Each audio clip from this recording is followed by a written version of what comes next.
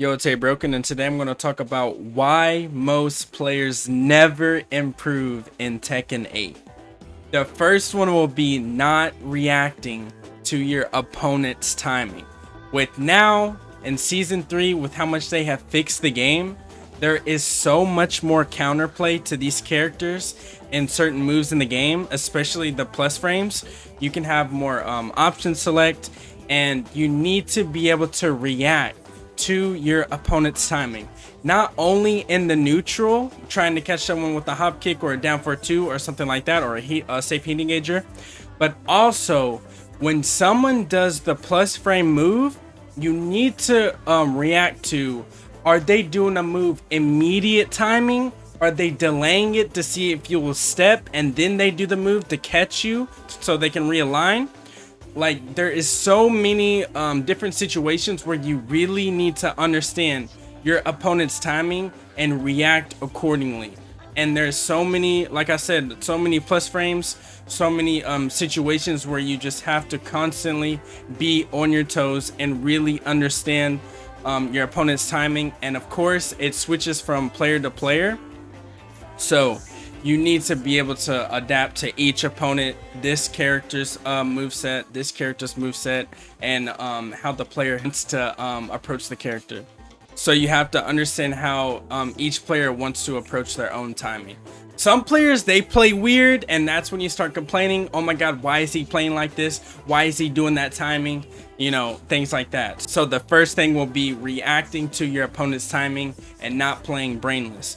So the second thing will be wasting your heat or being reluctant to pop heat, because some people want to be pretentious and want to play without heat for some reason. So the wasting your heat, especially now with them changing the how much heat usage is for some of these moves that they changed, you really need to save your heat as much as possible when it is active. So whenever you have a full bar of heat, you do not want to use all of it on that one move. That was a really good punish from Arslan. But you need to understand that you have certain moves that you can use some of your heat with, or you can wait until all of your heat is about to run out and then use the heat smash, or use a like for me, down for 3+4 when I'm in Scarecrow, to use all of my heat with the low. So you need to understand how you want to approach using your heat bar, and realizing when you wasted your heat, like, no, I shouldn't have did that, I should have did this. And it's a work in progress. Sometimes you need to use your heat to get your +5 to keep your turn. It is so it's not as black and white as it seems to be, like, oh, I should wait.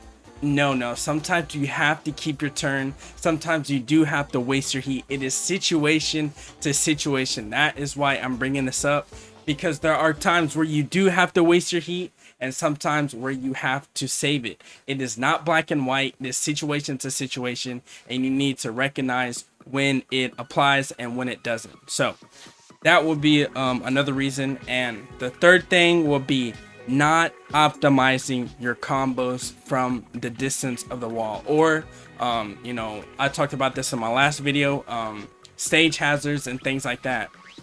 But this will be focusing on the distance from between you and the wall. There is, me included, I like to do the same combo almost every single time. So I struggle with this myself. I don't like to optimize my combos too much unless it's with stage hazards and I change my combos up. But when it comes to the distance towards the wall, sometimes I even struggle with recognizing where the wall is. I'm like, where is the wall? I'm trying to find it. So this is something even I can improve on.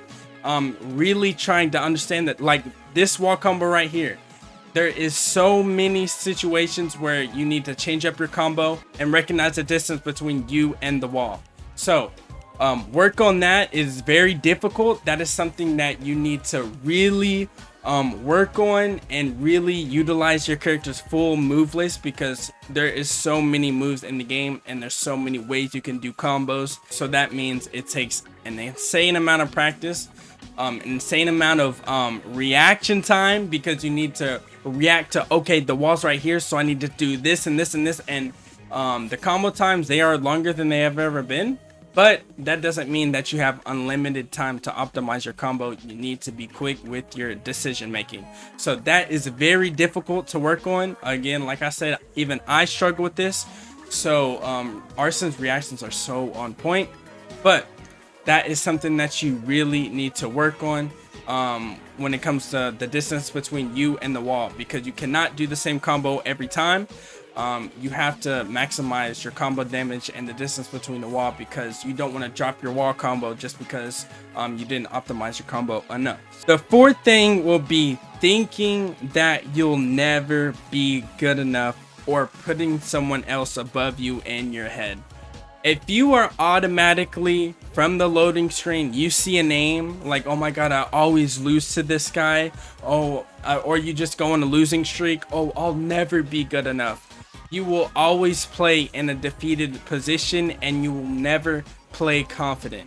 You need to recognize that confidence is what separates player to player, and how much confidence you have really affects your decision making and the moves that you choose to throw out. You'll be less confident in catching timings with a hop kick, or catching timings with an unsafe heat engager, because you'll be like, I don't want to be unsafe. I want to stay in my safe frames because I'm scared. Or I'll already hell sweep. I don't want to hell sweep again. He might block it and punch.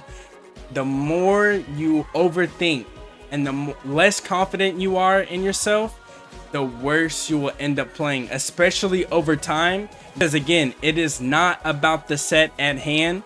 It is about the future sets. It is about ranking up over time, and that is not easy to do. So you have to build up your confidence and understand that it is a journey. It is not a sprint. Like everything in life, it is a journey. So really develop your confidence in yourself. Never put anyone on a pedestal. I don't care if you're going against Arslan. Try your best to view him as any other Nina player that you would encounter in ranked. That with that mindset, you won't, because as soon as you look at their name, you will be like, oh my god, it's them, and you are automatically going to play different. It doesn't matter if you say, I'm not going to play different. You will naturally play different if you know who you are playing against. So like I said, work on not putting anyone on a pedestal and approach everyone the same way, unless you are adapting to their specific playstyle. So that is the 4 things that are stopping you from improving. Those are the 4 things that are keeping you hard stuck, and you are staying in the same spot forever, for weeks, months, and it could be even years on end, staying in the same spot. There's some people from Tekken 7 that are the same exact skill level as they were 15 years ago. So I know that sounds insane, but it does happen. It's one of my biggest fears, spending so much time on something and staying in the same spot and never improving. So that is part of the reason why I make these videos, because it even helps me rethink of how I want to approach this game and how I can improve as a player as well. Like I said earlier, even I struggle with the distance between me and the wall sometimes, and optimizing my combos as much as possible on the given situation. So thank you guys for watching this video, and I will see you guys in the next one.